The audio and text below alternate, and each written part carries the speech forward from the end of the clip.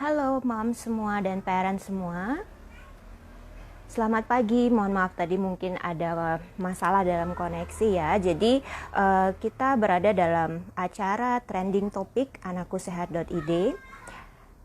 Jumpa lagi dengan saya Dr. Yanita Maputri, spesialis anak, salah satu tim dokter anak dari Instagram edukatif anakkusehat.id. Dan trending topik yang kita bahas kali ini sesuai judulnya adalah sekolah tatap muka, Siapkah kita memulainya? Dan kali ini kita akan bahas bersama pakar dan narasumber kita yang tentunya akan membantu parents dan mom semua yang mungkin lagi kebingungan dengan keputusan pemerintah yang akan segera memulai sekolah tatap muka ini. Baik, saya undang dulu ya.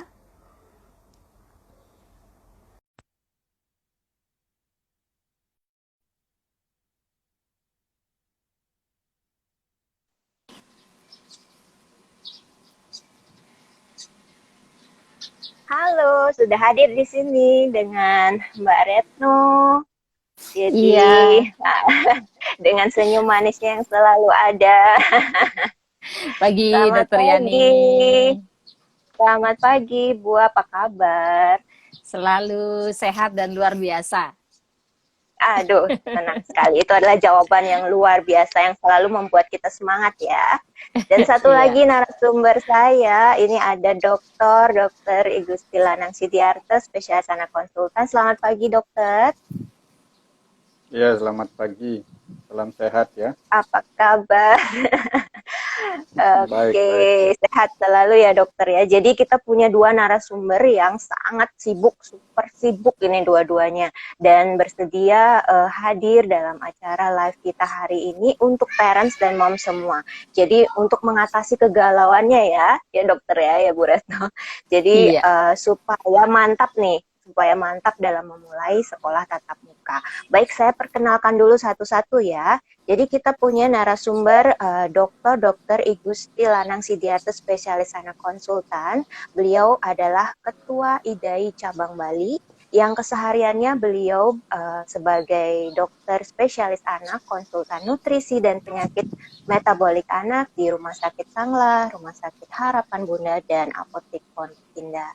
Baik, untuk tentu saja dengan segala aktivitasnya, beliau itu sudah banyak sekali pengalamannya dan tentu saja sebagai Ketua IDAI Cabang Bali, kita akan melihat bagaimana komentar beliau untuk topik kali ini yaitu sekolah tatap muka ya. Dan satu lagi Mbak Retno atau Ibu Retno, jadi DRA Retno Iki Kusuma, seorang psikolog yang beliau itu sangat aktif sekali di mana-mana kayaknya. Jadi beliau itu aktif sebagai psikolog di Rumah Sakit Sanglah. Beliau juga aktif di Yayasan Psikolog Pratnyagama ya, Mbak Retno ya. Iya, iya. Ya, dan beliau juga aktif sekali di berbagai yayasan anak, baik itu anak kanker anak, anak cacat dan terlantar, dan juga saya lihat juga sebagai motivator juga ya, sebagai trainer di lembaga pemerintah dan swasta. Wow banget pokoknya. Jadi moms dan parents semua gak rugi deh ikut dalam live kita kali ini. Nah, baik, untuk mempersingkat waktu nih ya, jadi sesuai dengan topik kita, sekolah tatap muka ini jadi pemerintah sudah mengumumkan ya dok ya Bu Retno. Jadi Mm-mm. dalam waktu dekat ini akan dimulai. Bahkan ada juga yang sudah memulai dan akan memulai. Jadi benar-benar membuat galau moms dan parents di rumah. Sebagai seorang ketua IDAI Dokter Lanang, bagaimana pendapat dari Ikatan Dokter Anak Indonesia terhadap situasi ini, dokter? Silahkan. Ya, terima kasih. Ya, memang benar ya situasi COVID ini yang apa namanya suatu penyakit yang luar biasa ya. Jadi dampaknya tidak hanya kesehatan, tapi juga apa segala aspek, uh, termasuk yang masalah psikologi juga itu terdampak seperti itu ya. Nah, kalau kita lihat bahwa kondisi COVID di Indonesia dan juga di Bali ya. Nah, nanti khususnya pada anak-anak tentunya seperti itu memang terjadi puncak yang tertinggi di bulan Agustus ya.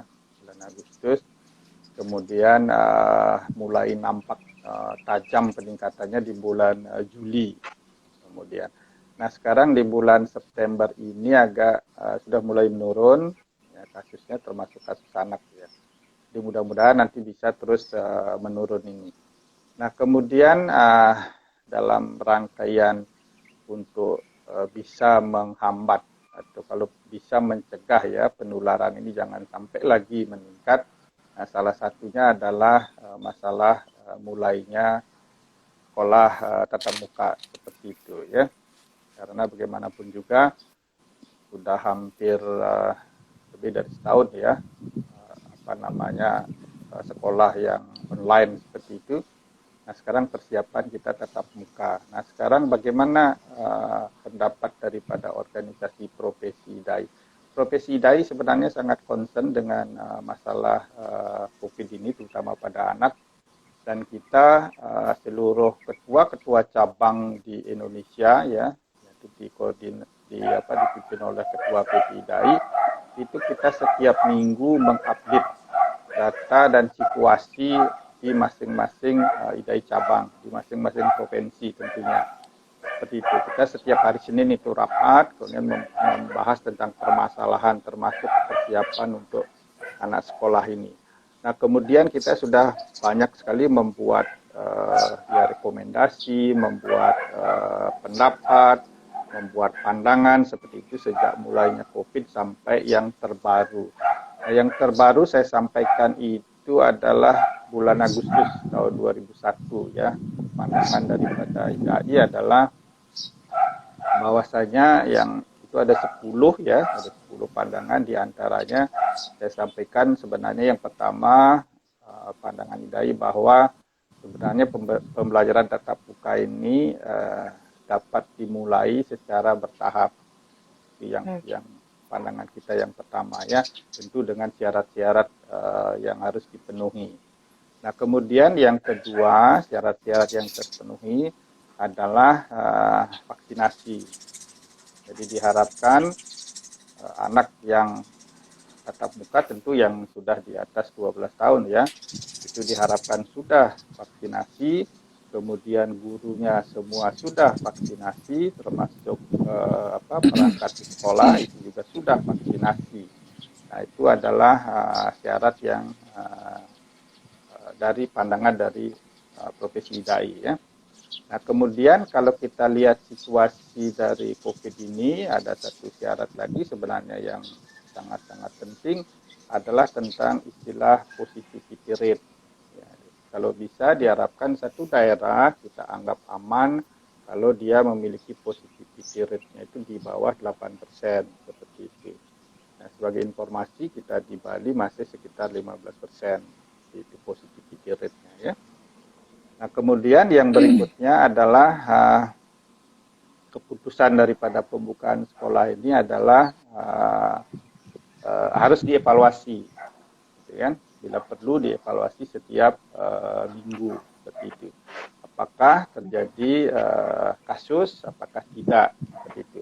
Nah, kalau misalnya terjadi kasus, ini salah satu syarat lagi adalah ada kesiapan daripada sekolah untuk menjalin komunikasi, mempersiapkan komunikasi dengan dinas kesehatan, dengan rumah sakit, ya, untuk melakukan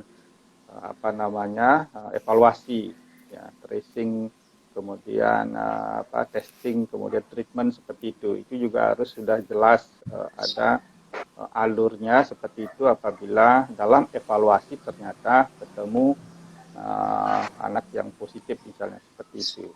Nah, kemudian yang berikutnya adalah untuk orang tua, ya, orang tua. Jadi pandangan dari kita adalah tetap keputusan ada di orang tua, apakah mau tetap buka si anaknya ini ataukah dia tetap online seperti itu.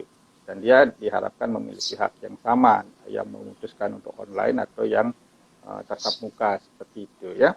Nah, kemudian khusus untuk orang tua ini, yang pertama kita harapkan anak-anaknya itu sebagai pertimbangan dari orang tua ya untuk bisa membiarkan anak untuk tatap muka seperti itu. Yang pertama tentu yang prioritas yang di atas 12 tahun, yang sudah mendapatkan vaksinasi, kemudian dipastikan di seluruh keluarga juga sudah mendapatkan vaksinasi.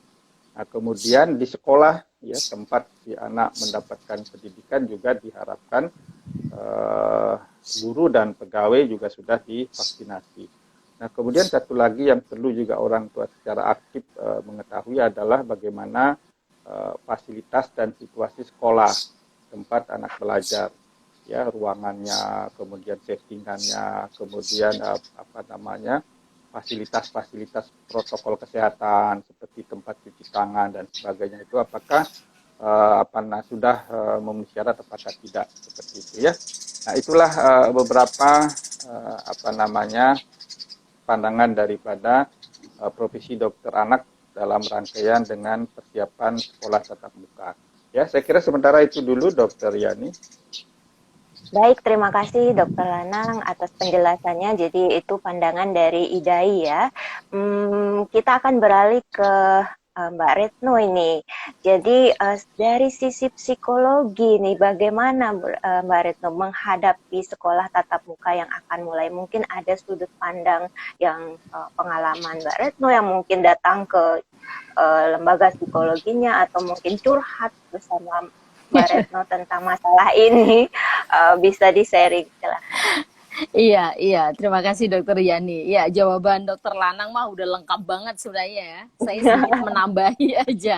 Ya, beliau kan memang sudah sangat luas ya, dan IDAI sendiri memang juga selalu bekerja sama dengan HIMSI, Himpunan Psikologi Indonesia, dan kita juga sudah mengeluarkan beberapa seperti panduan gitu ya, untuk bahwa sekolah tatap muka ini memang satu hal yang menjadi tantangan ya setelah kondisi COVID ini gitu. Jadi memang tidak bisa kita remehkan, tetapi juga memang harus kita serius ya, karena ini berkaitan sama kesehatan anak-anak gitu ya. Sehingga memang kolaborasi, koordinasi gitu ya, maupun tadi melihat tadi kesiapan diri sekolah dan anak sendiri ini sangat penting sekali. Jadi benar bahwa kalau saya sih menyambut sangat gembira, karena memang kalau dari pengalaman saya sejak COVID ini kan memang tetap buka praktek, karena memang kalau di psikologi nggak bisa semuanya online gitu ya, jadi ada beberapa yang memang tetap harus datang gitu ya. Anak-anak kadang-kadang remaja pun juga ngerasa, aduh tante lebih enak ketemu deh gitu ya, yang penting progres gitu deh.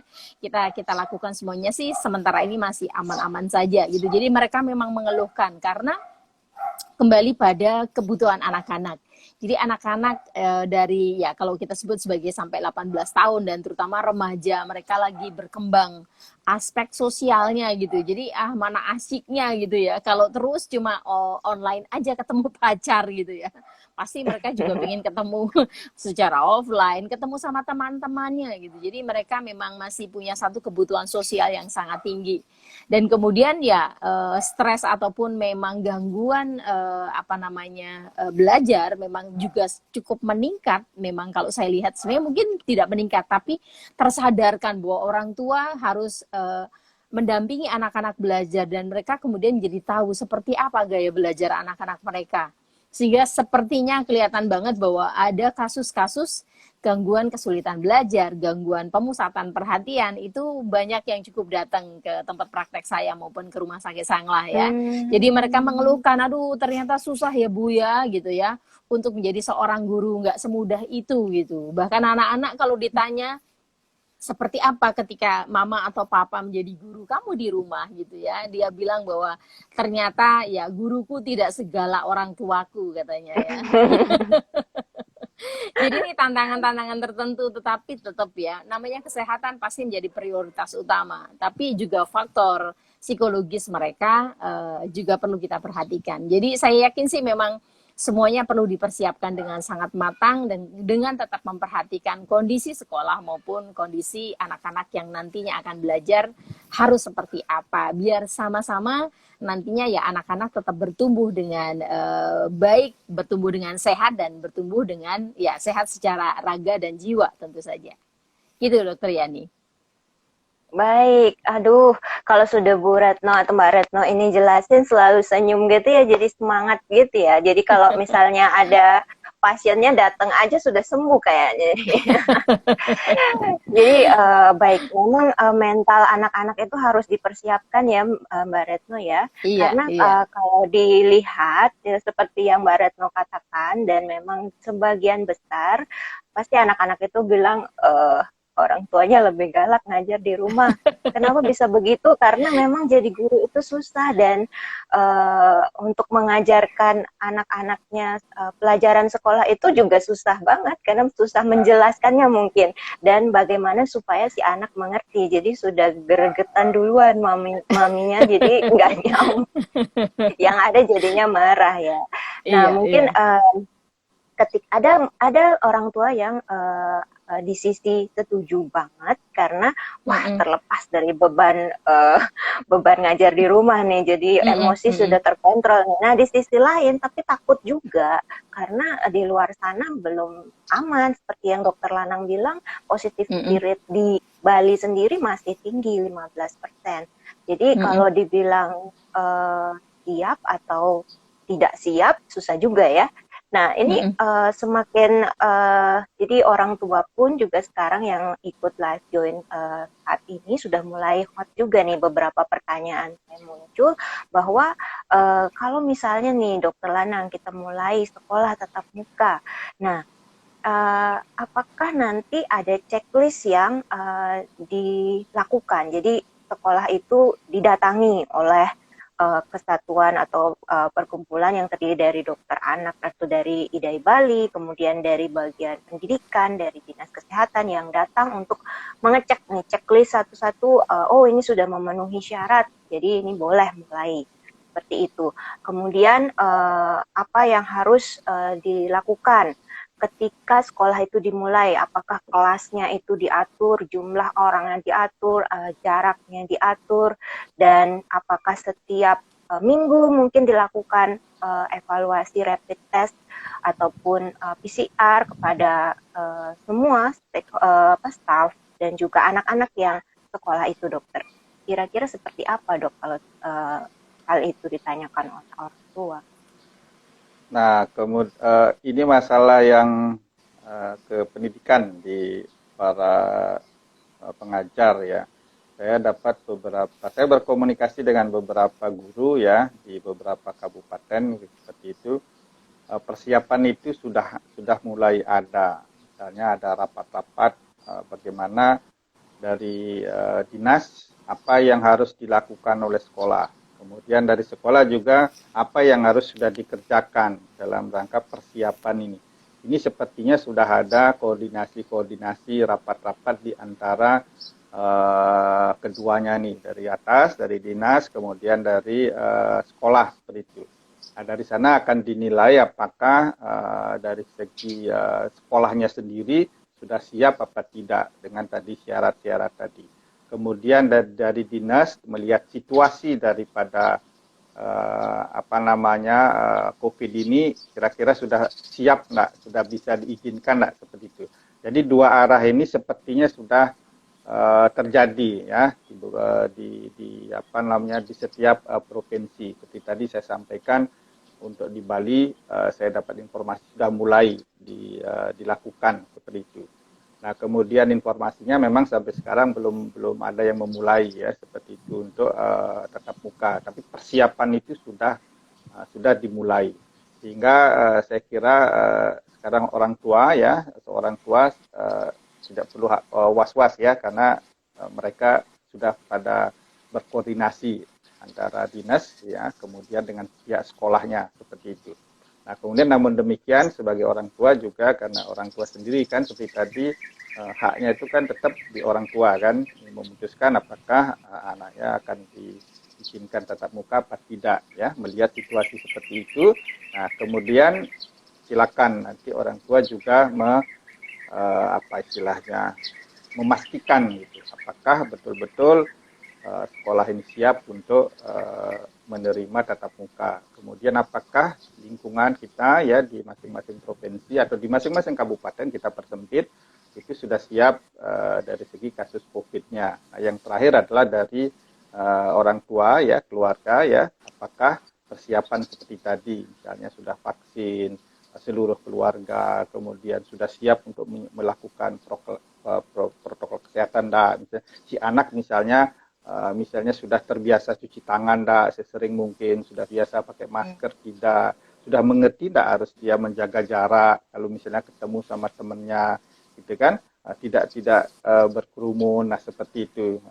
Sudah mengerti dia misalnya kalau misalnya bersin gitu ya, kadang-kadang kan kalau ada yang debu segala macam kan bersin, meskipun dia sebenarnya tidak sakit tapi teriritasi bersin. Sudah tahu dia bagaimana cara bersin yang benar, seperti itu. Sehingga dia tidak misalnya tertular maupun menularkan, seperti itu. Itu semua itu harus dipastikan. Kalau misalnya sudah semua dipastikan, saya kira bisa aja tetap jalan seperti itu, dengan nanti monitor seperti tadi, evaluasi setiap periodik ya, seminggu atau 2 minggu atau sebulan begitu. Semakin lama semakin jarang, semakin awal barangkali perlu lebih sering evaluasinya, seperti itu ya. Kemudian mengomentari seperti tadi ya, tentang antara orang tua dan guru, karena kan orang tua kan tidak pernah mendapatkan pelajaran untuk menjadi guru, seperti itu ya. Sedangkan si guru sendiri dia dapat pelajaran menjadi guru, tapi dia juga mendapatkan pelajaran secara tidak langsung menjadi orang tua kan, karena semua guru juga orang tua, sehingga lebih profesional jadinya dia. Tapi dengan situasi seperti ini, sekarang diharapkan para orang tua tidak saja menjadi orang tua, tapi diharapkan juga menjadi guru tanda petik, kemudian diharapkan menjadi dokter tanda petik, seperti itu, dengan pengalaman situasi seperti ini. Ya, saya contohkan misalnya kalau sebelumnya anaknya hanya demam ringan gitu sudah datang ke dokter, sudah khawatir segala macam. Tapi sekarang dengan situasi seperti ini, belajar mereka lebih baik lagi, sehingga bisa oh ini ringan, ini cukup dikasih misalnya obat panas. Terus kapan dia harus berkonsultasi ke dokter, kapan kita harus orang tua membawa anaknya ke dokter. Jadi sudah mengerti dengan baik dengan adanya situasi seperti ini, sehingga nanti kedepannya akan bisa lebih siap lagi untuk menghadapi hal-hal seperti ini. Ya, saya kira itu Dokter Yani. Baik Dokter Lanang, jadi memang ada sisi positif negatif ya dari pandemi ini. Banyak sisi positifnya, mungkin semakin sering bersama keluarga yang dulunya bekerja, kemudian sekarang work from home, jadi lebih sering bersama anak-anaknya, kemudian saling mengenal, kemudian juga seperti tadi dibilang dikatakan dari Dokter Lanang, mereka belajar untuk menjadi dokter juga di rumah ya. Jadi banyak peralatan yang sudah dimiliki oleh orang tua seperti termometer, kemudian pengukur saturasi oksigen, seperti itu untuk mereka bisa mengecek kondisi keluarga dan anak-anaknya. Dan seperti tadi ya Mbak Retno, kita banyak juga orang tua yang mengeluhkan anak-anaknya di rumah tuh. Jadi seperti fleksibel sih ketika membuat tugas nih. Jadi buat tugas bisa kapan aja, asalkan ada orang tuanya yang mendampingi. Atau kalau anak saya ya, asalkan ada mama yang nemenin dulu baru dia buat tugas. Jadi masalahnya sisanya itu waktunya banyak banget nih Mbak Retno. Jadi dia anak-anak itu sering main game atau jadi lebih banyak yang agak nggak terkontrol ya, dalam artian bebas banget waktunya nih. Nah ketika sudah 1,5 tahun lebih nih dia di rumah seperti ini, kemudian tiba-tiba dia harus menghadapi sekolah tatap muka yang akan terschedule banget, jadi jadwalnya akan ketat lagi. Ada tips nggak nih Mbak Retno untuk mereka seperti membiasakan diri lagi, atau ada juga nih yang keder, aduh nggak mau sekolah gitu, kan udah pada zona nyaman sekarang seperti itu misalnya. Iya. Jadi memang untuk kita selalu dalam hidup kita ini kan sebenarnya harus selalu beradaptasi ya dengan banyak situasi, termasuk sekarang ini situasi yang kalau saya sebut baru, karena memang Apalagi anak-anak yang dulu offline, terus tiba-tiba harus sekolah dari rumah. Sekarang sekolah akan balik lagi sekolah, tetapi juga dengan beberapa situasi dan sikon-sikon yang berbeda dari yang sebelumnya gitu ya. Jadi memang diperlukan satu proses untuk adaptasi. Kalau saya bilang ya memang tadi perlu self assessment dulu nih, baik dari sekolah ya, baik dari orang tua untuk memperhatikan anaknya seperti apa nih tipenya gitu.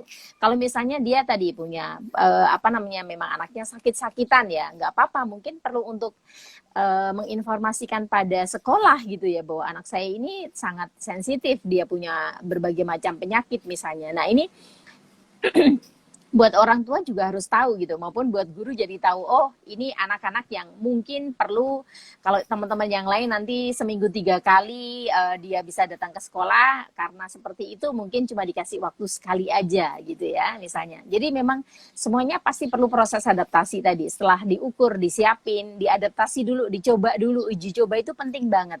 Untuk kemudian baik benar dievaluasi lagi kan gitu, biar nanti tidak menjadi satu masalah yang akan tentu tidak menguntungkan buat sekolah, buat orang tua maupun terutama adalah buat anak ya. Nah penting juga untuk apa, dalam proses adaptasi ini anak-anak dilatih untuk membuat planning ya kan. Kemarin kan sudah ada planning nggak nih? Nah ini yang kadang-kadang orang tua kan suka mengalir aja nih, pokoknya kamu kalau pagi kerjakan ya, tapi ternyata kalau ngerjain, kalau nggak ada mamanya nggak mau, sehingga kadang-kadang tapi aku harus online loh Ma gitu, sehingga kelihatannya di depannya adalah HP-nya dipasang terus ya, kuota harus selalu ada gitu, tapi ternyata mereka sembunyi-sembunyi main HP, main game gitu ya.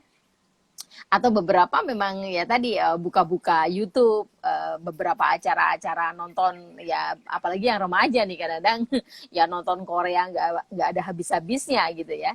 Sehingga sekarang ya karena kita mau sekolah lagi, tepatnya adalah memang kita mau belajar untuk mencapai satu kurikulum yang sesuai dengan ini sekolah ya, ayo kita latih gitu ya, buat planning jam segini sampai jam segini ngapain gitu ya. Dan kemudian nanti kalau ada orang tua sudah di rumah, kita mau mencari atau melakukan sesuatu yang mungkin menarik, menantang, maupun juga bisa membuat anak-anak punya pengetahuan, keterampilan baru. Nah ini yang kadang-kadang perlu kita sodorkan pada anak, kamu pengen belajar apa hari ini gitu. Jadi sebenarnya sih banyak banget ya kalau kita mau lihat pembelajaran selama masa pandemi, kebersamaan orang tua dengan anak gitu ya. Termasuk melatih anak untuk mandiri, untuk punya satu inisiatif mau ngapain nih gitu ya. Katakanlah bahwa misalnya buat anak-anak yang suka untuk outing atau outdoor gitu ya. Tapi kan kondisinya kamu keluar pun juga nggak ada kafe yang buka, nah gitu ya. Kamu mau keluar pun juga banyak nanti di stop sama pecalang sama polisi gitu ya. Nah sekarang bagaimana kamu membuat satu kesempatan atau aktivitas outing itu, tapi ya di sekitar rumah aja lah, yang aman aja gitu.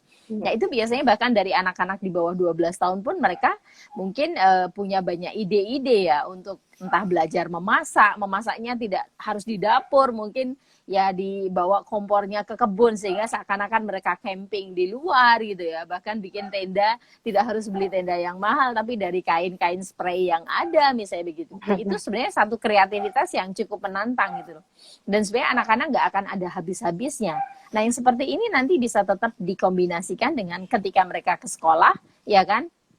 Penting nih, bahkan kalau saya bilang satu masukan buat guru nih, biar anak-anak terutama yang mungkin dari TK tiba-tiba harus masuk SD gitu ya, mereka mungkin masih toleh ke kiri dan ke kanan gitu ya, teman barunya yang biasa dilihat cuma di laptop, tiba-tiba sekarang harus lihat secara langsung gitu. Nah penting untuk memang melakukan satu persiapan buat mereka. Jadi mereka mengenalkan diri, mereka bercerita apa yang mereka lakukan, terus kemudian ya tadi mereka saling mengenal teman-teman yang lainnya gitu. Bahkan maybe ini bisa sampai 3 bulan ya, membuat satu persepsi bahwa ya sekolah itu asyik loh gitu. Nah ini memang terutama buat anak-anak yang introvert, yang tidak percaya diri, online atau offline gitu. Kalau mereka datang ke tempat praktek saya, mereka bilangnya online aja deh gitu ya, karena ketika ketemu offline mereka malu, mereka nggak tahu bagaimana mereka harus memulai sebuah interaksi dengan anak yang lainnya gitu. Jadi memang semuanya pasti perlu planning. Jadi kita ajarkan mereka membuat apa sih tugas-tugas atau apa sih rencana aktivitas yang tentu ya menyenangkan maupun menantang buat mereka. Begitu Dokter Yani. Baik, Mbak Retno. Jadi memang ya kita harus buat plan, jadi to-do list mungkin maksudnya. Jadi Mm-mm, besok mm-mm, harus ngapain nih. Nah, kita mau sekolah, ayo apa yang disiapkan dan dilatih mungkin dicoba-coba di rumah ya Mbak Retno ya. mm-mm, mm-mm. Kadang-kadang Termasuk kalau bikin list anak-anak gitu sendiri. Ha-ha. ya Menuliskan di mungkin papan tulis gitu ngapain gitu besok atau mhm, seminggu gitu apa yang harus dilakukan. Itu menantang loh buat anak-anak. iya Mm-mm. kadang-kadang juga ada pasien yang mereka melatih anaknya untuk bertemu dokter di rumah. Jadi main dokter-dokteran gitu di rumah sehingga Iya, ketika dia ke dokter nggak takut. Jadi itu termasuk salah satu solusi mungkin ya. iya, Yang jelas iya. membuat plan, mengajarkan anak sedini mungkin membuat planning dan to-do list dan juga semoga ada yang ikut live dari pihak guru ya. Jadi mendengarkan opini dan masukan daripada Mbak Retno bahwa nanti di sekolah pun bertahap diajarkan saling mengenal karena memang naik kelas pun naik kelas online jadinya Mm-mm. temannya yang satu kelas kemarin mungkin sudah terpisah juga jadi nggak kenal juga yang sebelah sebelahnya lagi. Oke, ada pertanyaan, ada pertanyaan lagi nih. Jadi masalah, ada orang tua yang khawatir memang ketika sekolah online itu, jadi selama ini dalam tanda kutip disuapi terus ya sama orang tuanya. Jadi kalau misalnya ulangan, memang diharapkan kita fair gitu dalam artian, oh ini anaknya sendiri yang jawab. Tapi siapa sih yang mau anaknya jawabnya salah gitu ya? Jadi sedikit banyak kadang orang tuanya bilang, oh jawabannya ini gitu. Jadi kayak disuapi gitu dia di rumah. Nah itu sudah terjadi lama. Dari sisi dokter anak, bagaimana dokter pendapat dokter tentang hal ini? Untuk jadi kekhawatiran orang tua adalah pendidikan atau kondisi si anak nih dalam hal mindsetnya mungkin untuk menghadapi sekolahnya ke depan karena biasanya dia di rumah santai tinggal ini jawabannya apa ya Maya gitu tinggal tulis atau nanti jawab-jawab dulu ntar dicekin sama mamanya oh ini salah jadi dibenerin jadilah dia 100 seperti itu misalnya dari sisi dokter anak bagaimana nih dok atau dari dokter Lanang sendiri. Ya, jadi begini, uh, seperti saya sampaikan tadi, sebenarnya kan upaya tatap muka di sekolah ini kan bertahap, gitu ya. Di bertahap apa yang dimaksud bertahap adalah yang pertama prioritas pada sekolah yang anak-anaknya usianya di atas 12 tahun, seperti itu, ya kan. Misalnya setingkat apa itu SMP SMA ya, SMP SMA yang sudah bisa dibuka untuk memulai buka dengan syarat tadi karena sudah mendapatkan vaksinasi seperti itu. Nah, kemudian yang kedua adalah bertahap dalam arti jam, ya, misalnya jam belajar sehari itu tidak lebih dari 2 sampai 3 jam. Nah, kemudian dalam seminggu itu mulai dengan 3 kali misalnya seminggu. Nah, itu yang namanya bertahap. Nah, kemudian sambil di satu pihak adalah melihat situasi COVID secara keseluruhan, apakah trennya terus menurun seperti itu, ataukah terjadi munculnya klaster-klaster baru karena tatap muka seperti itu.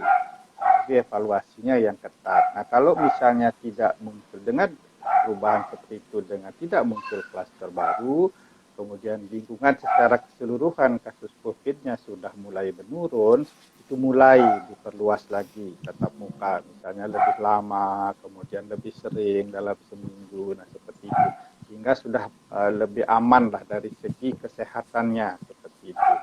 Nah, kemudian yang satu lagi adalah dengan sudah mulai dikembangkannya vaksin pada anak di bawah 12 tahun, sehingga mulai divaksinasi anak di bawah 12 tahun, sehingga akhirnya nanti belakangan baru yang SD sudah mulai bisa tatap muka, kemudian berikutnya nanti sampai usia-usia yang lebih kecil seperti TK sudah mulai tatap muka, yang itu yang namanya bertahap seperti itu. Nah, sehingga seluruhnya dari aspek pendidikan segala macam juga sama, bertahap juga, jadi tidak bisa sekaligus. Nah, nanti sekali lagi kita ambil hikmahnya saja bahwa dengan situasi COVID begini, Sehingga pendidikan seperti itu jadinya. Tidak bisa 100% ke sekolah, tapi harus melibatkan juga orang tua. Itu sangat penting misalnya dengan orang tua ikut terlibat secara aktif untuk pendidikan si anak seperti itu. Sehingga dengan pengalaman ini akhirnya ternyata benar tidak 100% ke orang sekolah, tapi harus orang tua juga, justru orang tua yang menjadi penanggung jawab utamanya terhadap pendidikan anak-anaknya seperti itu kan, karena ya orang tua yang memiliki anak itu ya mulai dari sejak hamil, sejak lahir sampai anak menjadi remaja, sampai dia bisa mandiri untuk membuat keluarga sendiri. Sampai itu baru, itu pun masih ada orang tuanya di belakangnya kan gitu, sebagai tuturi handayani seperti itu ya kan.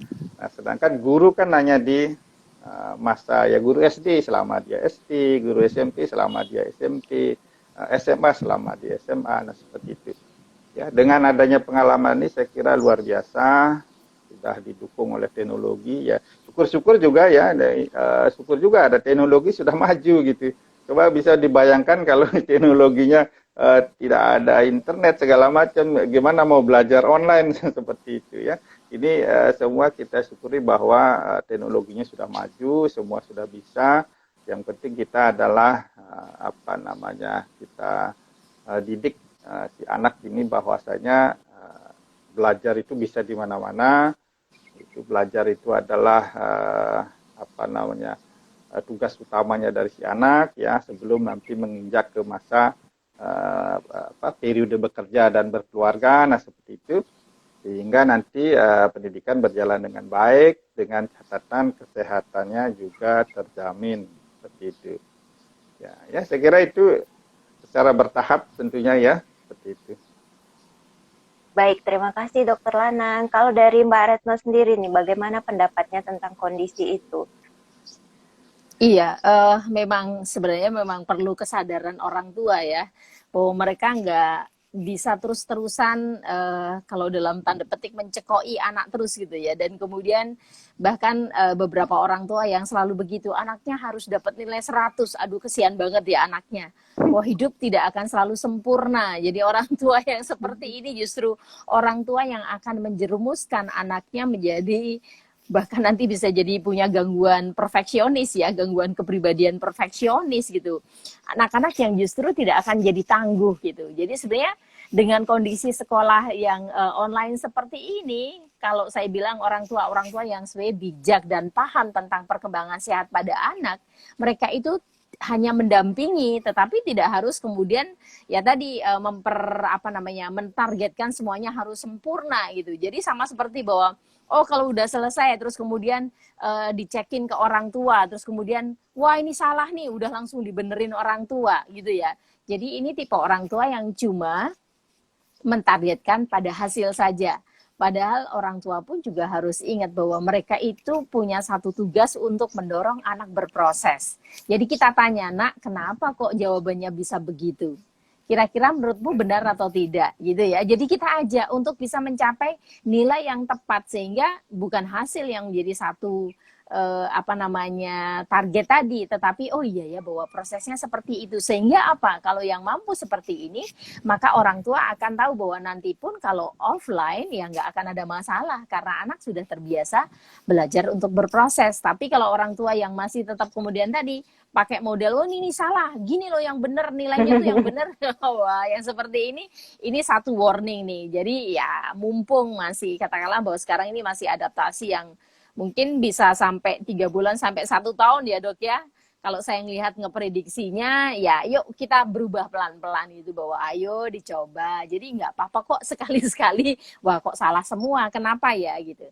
Dan juga perlu belajar untuk orang tua menghargai usaha anak. Jadi misalnya, dari 10 soal ternyata benar 3 sekalipun kita bilang hebat. Adik sudah berusaha 3 benar. Tapi ngomong-ngomong yang 7 kenapa nih? Kok kelihatannya masih belum tepat deh. Ayo kita bahas satu-satu yuk gitu ya. Atau sekarang mama lagi sibuk nih misalnya. Nanti ya kita coba bahas sambil jalan, sambil memasak, bantu mama memasak, atau mungkin sambil melakukan kegiatan yang lainnya. Jadi anak-anak tidak merasa bahwa kenapa ya seharian harus sekolah, udah sama guru, nanti sama orang tua, dan dengan cara yang orang tuanya cenderung untuk tadi cuma fokus pada hasil saja. Jadi memang ayo dari sekarang yuk belajar untuk berproses, bahwa dalam hidup kita tidak ada yang sempurna, tidak semuanya harus bernilai 100. Kadang-kadang kita ngajarin anak untuk mencari maknanya dan terutama adalah mencari caranya agar menuju ke tepat tadi. Itu Dokter Yani. Aduh, bagus banget ini penjelasannya ya. Jadi Ya, benar-benar sedikit setuju sama Mbak Retno itu, bahwasanya saat ini kan yang di apa istilahnya, kan hasil yang diutamakan gitu, bukan pengertiannya, bukan understanding tentang satu hal pada anak-anak, tapi hasilnya. Padahal sebenarnya kalau apa, bisa saja dia kalau dicekoki itu, anak itu bisa saja dia mencapai hasil yang tinggi, tapi nanti dampaknya tidak bagus gitu. Nah, kalau real ya, real karena saya misalnya sering punya pasien anak, realnya begini misalnya, kan salah satu faktor utamanya juga kan genetik gitu ya, genetik ya. Kalau misalnya genetik termasuk IQ misalnya. Nah kalau kita bisa nilai secara objektif tinggi badan misalnya gitu ya. Nah tinggi badan dia memiliki genetik tertentu. Nah kalau kita cekoki dengan makanan itu akhirnya apa yang terjadi itu? Akhirnya jadi obesitas gitu. Karena dia melebihi dari growth genetiknya dia gitu. Nah kalau anak juga rupanya begitu. Nanti hasil bisa, jangka pendek bisa aja nilainya tinggi, tapi berikutnya dia akan mulai eksesnya akan mulai tidak bagus. Oleh karena itu saya setuju bahwa yang ditanamkan understanding, dia mengerti apa permasalahan itu, mengerti, dia tidak nilai. Nanti nilainya itu akan hasil akhir. Kalau anak itu memang memiliki genetik yang kecerdasannya tinggi, dengan dia mengerti itu artinya dia sudah nilai pasti akan tinggi dia gitu. Jadi tidak di force dari eksternal gitu untuk dia mendapat nilai yang tinggi, nah, seperti itu. Saya setuju itu. Oke, ya. Jadi kalau emang orang tuanya pendek, yuk jangan berharap anaknya akan tinggi gitu ya. Oke lah, sudah berusaha dengan makanan yang bergizi gitu ya. Tapi jangan makanan bergizi terus kan gitu ya, bahwa penting untuk olahraga nih gitu misalnya, basket lah apa dan sebagainya. Tapi tetap juga pendek gitu ya. Karena genetik ya, sudah aspek lain dong yang dikembangkan kan gitu ya. Tidak harus bahwa wah tinggi adalah segalanya kan gitu. Oke. Iya, yang penting memang prosesnya ya dok ya, dan Mbak Retno. Jadi prosesnya yang ditanamkan. Parents semua, moms yang mendengar kali ini itu beruntung banget nih. Jadi benar-benar tips parenting yang luar biasa, yang harus diketahui oleh semua orang tua, bahwa memang itu yang utama dan yang terbaik. Semoga setelah mendengar semua ini jadi agak berubah ya cara mendidik anaknya, mengajar anaknya di rumah, dan si anak jadi happy dan menjadi anak yang tangguh ya Mbak Retno ya. Iya, nah, iya. Dokter Lanang ini ada yang bertanya dari Ibu Amelia. Nah, mengenai masalah tadi dokter menyinggung tentang obesitas saat sekolah daring atau saat kondisi pandemi nih dok. Ada dua sisi. Ada satunya dia menjadi obes, satunya justru gizinya tidak baik karena dia nggak teratur makannya. Kemudian yang satunya justru kerjaannya mungkin makan aja atau justru berlebihan dari yang sebelumnya karena dia di rumah main game ya sudah tangannya ngemil juga. Atau di sisi lain si anak ini dia justru tidak teratur makannya. Ada tips nggak dok dari sisi kan dari dokter sebagai konsultan nutrisi supaya momsnya bisa nih menghadapi anak-anak seperti ini? Ya, jadi ini pertanyaan yang bagus sekali ya. Nah, kemudian sehari-hari juga problem yang dikeluhkan yang datang ke berkonsultasi itu ujung-ujungnya yang terbanyak adalah problemnya adalah apa istilahnya, pola makan ya. Pola makan yang tidak benar ya, inappropriate feeding practice ya. Dominan penyebabnya yang itu. Apakah dia keluhkan dia gizi kurang, susah makan, dikeluhkan obesitas, itu ujung-ujungnya adalah pola makan seperti itu. Nah, oleh karena itu ajarkanlah pola makan yang benar atau basic feeding rules itu sejak dini ya, barangkali bahkan sejak menyusui, tidak hanya sejak dikasih makanan padat, tapi sejak menyusui, bahwa orang tuanya itu sudah mengajarkan si anak atau orang tuanya mengenali dulu gitu, mengenali dulu anaknya ini lapar apa tidak. Nah, misalnya contoh kalau masa bayi itu salah satu-satunya cara bayi untuk mengekspresikan dirinya kan nangis seperti itu. Nah, sehingga orang tua mengenali anak ini nangis karena lapar atau nangis karena dia bosen atau nangis karena dia kepanasan gitu, nangis karena tergigit semut misalnya seperti itu harus dikenali. Nah, kapan dia kalau nangis karena lapar, bagaimana nada tangisnya, kalau digigit semut, bagaimana nada tangisnya gitu. Harus dikenali. Nah, oleh karena itu kalau misalnya dia memang nangis karena lapar, nah baru dikasih ASI. Nah, seperti itu kan. Sehingga nanti pertumbuhannya betul-betul optimal. Jadi tidak di bawah garis, tidak di atas garis pertumbuhan. Tidak berlebihan maksudnya seperti itu. Nah, kalau ini yang terjadi, begitu memulai dengan makanan padat, juga sama feeding rules-nya misalnya.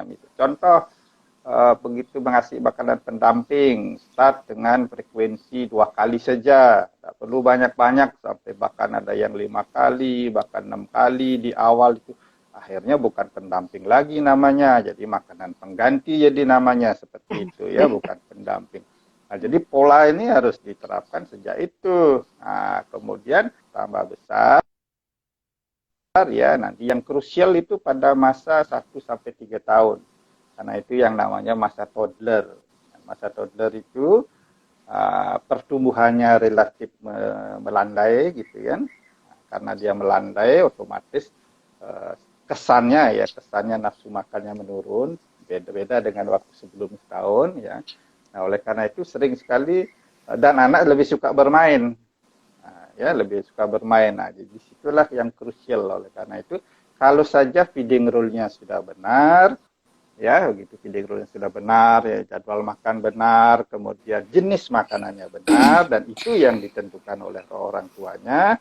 Dan satu-satunya hak anak adalah menentukan jumlah dari makanannya, itu kan dari 3 itu.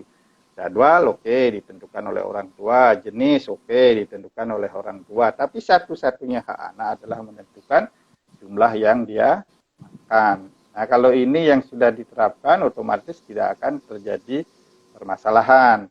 Nah, kemudian selama masa prasekolah itulah waktu yang dimiliki oleh orang tua untuk mengajarkan si anak. Maka kalau di masa prasekolah, konsep makan pada anak namanya feeding. Jadi ada orang tua yang sebagai diantaranya, selain anak dan makanannya sendiri. Nah, setelah dia masa sekolah, nah itu kan konsepnya kan berubah menjadi eating gitu kan. Karena hanya berhadapan antara si anak dan makanannya, jadi tidak perlu orang ketiga lagi, sehingga si anak sudah mengerti mana makanan yang bagus, mana makanan yang tidak bagus, kapan waktunya makan, kapan waktunya belajar, dan kapan waktunya bermain, seperti itu. Nah, kalau itu diterapkan ya sekarang pada masa pandemi banyak di rumah, makanan juga ada gitu, dan mereka sudah mengerti kalau jam makan ya makan, jam bermain ya bermain, jam membantu orang tua ya membantu orang tua gitu kan, jam belajar ya belajar. Nah, seperti itu. Nah, itulah pelajaran yang perlu dilatih sejak usia dini pada si bayi, si anak, dan terakhir si remaja, seperti itu. Nah, itu yang harapannya kita seperti itu. Jadi sekali lagi basic feeding rules itu sudah diterapkan sejak usia dini, seperti itu, sehingga tidak mengalami kesulitan di kemudian hari. Kalau sudah gede baru dia dikeluhkan agak relatif sulit untuk penanganannya, seperti itu. Tapi bisa, tapi agak sulit penangannya ya dibanding dengan usia-usia yang lebih muda, seperti itu. Saya kira itu saja yang basic feeding rules diterapkan. Iya, sebenarnya peran orang tua ya Dok ya, termasuk ya. Kalau Betul, saya lihat betul. ada Karena beberapa konsep tipe feeding itu. orang tua yang ternyata isi kulkasnya itu antara orang tua yang ya memang sehat sama tidak sehat kelihatan ya. Bahwa memang isi kulkasnya buah dan makanan yang sehat, sama yang satu lagi memang isinya cuma gula-gulaan dan makanan yang memang Ya. apa namanya Oh, sangat anak tidak sehat. enggak boleh minum yang manis, enggak boleh ini, tapi kulkasnya isinya sirup isinya. Termasuk kalau yang remaja karena orang tuanya juga selalu mengisi GoPay-nya dan Gojek-nya ya. Uang-uang apa namanya ini kan mereka sudah bisa belanja sendiri. Nah, itu juga mungkin termasuk karena orang tuanya memberikan edukasi tentang makanan sehat. Ini juga satu hal yang penting untuk dilihat ya. Kalau dia sudah tahu bahwa memang orang tuanya biasa ngasih edukasi makanan yang sehat, pasti dia akan beli makanan online-nya juga pasti yang sehat. Tapi kalau yang enggak ya pasti makanan yang cuma yang membuat semakin obes aja. Iya, baik. Memang harus benar-benar menjadi tauladan mungkin ya orang tuanya ya. Kalau ingin anaknya baik, jadi orang tuanya juga mesti nunjukin yang bagus seperti itu. Termasuk dari bagaimana mengatur pola makannya juga. Baik, dokter, ini ada pertanyaan nih dari momsnya. Jika sekolah tatap muka dimulai, kemudian ternyata temennya ada yang positif COVID-19, nah bagaimana menurut dokter sekolah seharusnya menghadapi hal ini, dokter? Baru mulai sudah ada yang positif. Bagaimana, Kalau dokter? baru mulai, seperti tadi, jadi di sekolah itu harus ada tim, baru mulai sudah. tim tim kesehatannya, jadi mengaktifkan UKS seperti itu ya. Begitu ada yang positif, nah positif itu kan identifikasi. Nah kadang tracing. Nah tracing itu adalah ya cari yang kontak-kontak dengan anak ini itu ya diperiksa juga, gitu kan? Nah, tracing, kemudian lakukan dites kan, dites juga yang kan teorinya kan minimal 30 kontak kan seperti itu. Kalau bisa ya pada saat kontak itu berapa orang anak sekolah termasuk gurunya juga dites seperti itu. Nah, kemudian temukan mana yang positif, mana sementara aktivitas dihentikan dulu. Kan itu yang namanya bertahap kan ya, monitoring dan evaluasi seperti itu kan. Nah, itu solusinya. Jadi harus benar. Kemudian anak yang positif juga sama termasuk orang tuanya ya di testing. Nah, supaya kita identifikasi lebih awal, kemudian diisolasi ya sehingga tidak menularkan ke yang lainnya lagi. Kemudian lainnya temannya ketemu juga positif, sudah demikian juga diisolasi segala macam sampai sembuh. Nah, baru mulai dibuka sekolah lagi seperti itu. Nah, makin lama makin berkurang kasusnya sehingga kan makin aman lah jadi sekolah itu. Nah, kalau kita tidak melakukan ini ya tidak akan berhenti ya. Kapan berhentinya COVID ini seperti itu ya, tidak akan selesai. Karena apa? Karena sekali lagi COVID itu kan penyakit menular. Kita tahu semua, setuju bahwa ini penyakit menular. Menularnya melalui apa? Medianya adalah udara, melalui kontak begitu ya kan. Nah, begitu ada yang positif dan pernah kontak dengan siapa ya, kemungkinan risiko juga yang kontak itu kena, karena kan medianya sudah tahu kita semua. Oleh karena itu kita putus kontak itu.